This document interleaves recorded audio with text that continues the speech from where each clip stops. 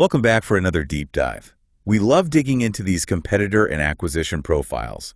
And this time, things are about to get even more interesting, more granular. Really getting down to the nitty-gritty. Exactly. We've already spent 2 episodes on this topic, but you know how it is, there's always more to uncover. Especially with a source like Allan Smithee. That name's a total mystery, by the way. Almost legendary. Right, like trying to find a needle in a haystack. But this haystack is full of amazing insights. So we're going deeper into his playbook this time. Specifically, all those little details, those hidden gems he says most folks miss. The stuff that really elevates a profile from good to exceptional. He's all about precision. Okay, so think of it this way. You're starting a brand new profile, right? You have that standard company snapshot section. Name, location, website, all that jazz. But Smithee argues that's just scratching the surface. It's like reading a movie summary. You get the gist, but you're missing the plot twists. 100%. So first up, customers. Not just a basic list, though. We're talking about really digging deep into who's actually driving their revenue, analyzing their sales channels, figuring out their marketing magic, even who their distributors are. It's about understanding their ecosystem. Precisely. It's all about connections. Who are they connected to? And more importantly, how can understanding those connections give you an edge? And while we're on the topic of connections, let's talk competitors. Smithee says it's not enough to simply know their names. You have to understand their market share, their strengths and weaknesses, even their pricing strategies. It's about knowing their next move before they do. Like a game of chess. Exactly. And speaking of strategy, Smithee says no competitor profile is truly complete without a thorough examination of their patents. It's like peeking into their R&D department, seeing the future before it unfolds. Uncovering the roadmap, so to speak. Exactly.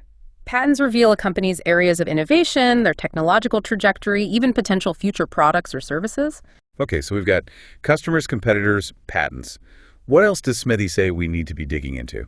He has a particular interest in companies that have government and military contracts or grants. Interesting. Now, why is that?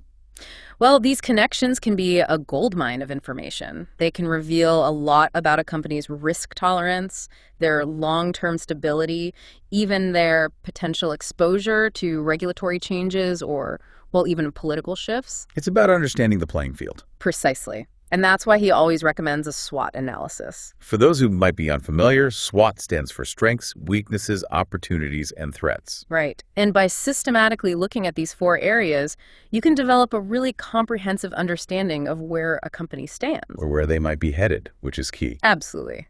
Now, while we're assessing their trajectory, Smithee says don't forget about their affiliates. Who are they partnering with? What joint ventures are they involved in?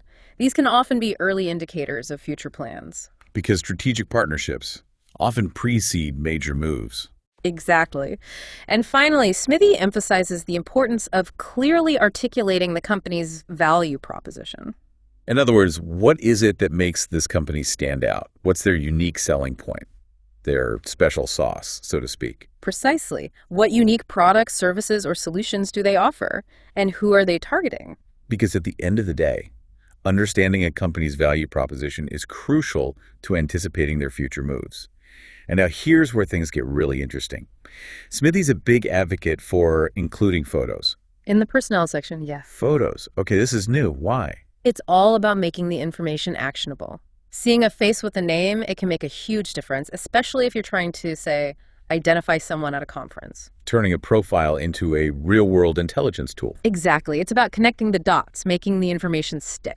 So we've got customers, competitors, patents, government ties, SWOT analysis, affiliates, value propositions, and even photos in the personnel section. It's clear Smithee leaves no stone unturned. It's like assembling a puzzle. Every piece adds to the bigger picture. And that bigger picture is key. Because just having a mountain of data, well, that doesn't really get you anywhere, does it? Yeah. We need to be able to extract those actionable insights. Exactly. And that's where Smithee's emphasis on analysis and interpretation really comes into play. So how do we avoid that analysis paralysis? Where do we even begin? Well, the first thing is to look for patterns. Don't just see the information in isolation. Try to understand how it all connects. Okay, so let's say we see a competitor suddenly increasing their marketing efforts in a specific region. What's that telling us? That could be a sign they're gearing up to launch a new product or maybe target a new customer segment. But you don't want to jump to conclusions. We need to look for other evidence. Are they hiring in that region? Have they filed any patents recently that might support that theory? So it's like detective work, piecing together clues to see the bigger picture emerge. Precisely. And as you're connecting those dots, you're bound to run into some gaps in your knowledge, things you need to find out, things that aren't immediately obvious. Which is where things get really interesting. Because Smithee doesn't shy away from the unknown. He leans into it. He actually encourages his team to engage in what he calls informed speculation. Hold on. Speculation. Isn't that a little, well, risky? Especially in competitive intelligence, where it's all about hard data and evidence. He's not talking about wild guesses. It's more about acknowledging uncertainty, using what you do know to develop plausible scenarios, hypotheses to investigate further. Okay, so it's like saying, all right, we know A, B, and C, so it's possible that D is happening, but we need to dig deeper to confirm it. Exactly. And by explicitly stating those assumptions and open questions, you're creating a roadmap for future investigation. I like that. It's not about avoiding the unknown. It's about mapping it, planning your expedition. Exactly. And that's really what sets Smithee's approach apart. He gets that some of the most valuable insights are found by venturing into uncharted territory, by asking those what-if questions. And those insights, they can be game changers, right? Especially if you're trying to anticipate a competitor's next move. Or maybe if you're scoping out potential acquisition targets. Without a doubt. By understanding not just where a company is today, but also where they could be headed in the future, you gain a real competitive edge. So we've talked about the importance of analysis, interpretation, and even, in a way, informed speculation. But before we wrap up our deep dive, I want to swing back to something we touched on earlier, that personnel section. Because Smithee has some pretty interesting ideas about how to approach it. He does. It's not just about names, titles, and dates. Okay, so let's dive into that. What's Smithee looking for when he's researching those key players at a company? He wants his team to think like biographers, to go beyond just the professional facade, uncover someone's motivations, their values, even their quirks. Because those personal elements, they can influence someone's professional decisions. Precisely. And you can learn some of that from their resumes, their LinkedIn profiles, sure. But Smithee encourages us to dig deeper, to look beyond the polished narrative. Okay, so where do you even begin to find those less visible details, those hidden insights into someone's character? Smithee's all about looking beyond the obvious. Public speeches, writings, social media activity, even someone's hobbies, their philanthropic interests can be surprisingly revealing. You're basically constructing a personality profile, trying to decode their decision-making DNA, so to speak. Precisely. What gets them fired up? What makes them tick? What are their blind spots? So, for example, if you're looking at a CEO who's always talking about innovation and disruption, but then you dig a little deeper and you see a history of shutting down anything remotely risky. Well, that disconnect between words and actions can be incredibly telling. It could signal a real conflict in their leadership style, which, of course, would impact the entire company's direction. It's about reading between the lines, looking for the story behind the story. Exactly, and you never know where those revealing details might pop up. Give us an example. What's something that might seem insignificant at first, but could actually be a major clue? Let's say you're thinking about acquiring a company, and you notice their CTO is really into open source software, a big advocate. Okay.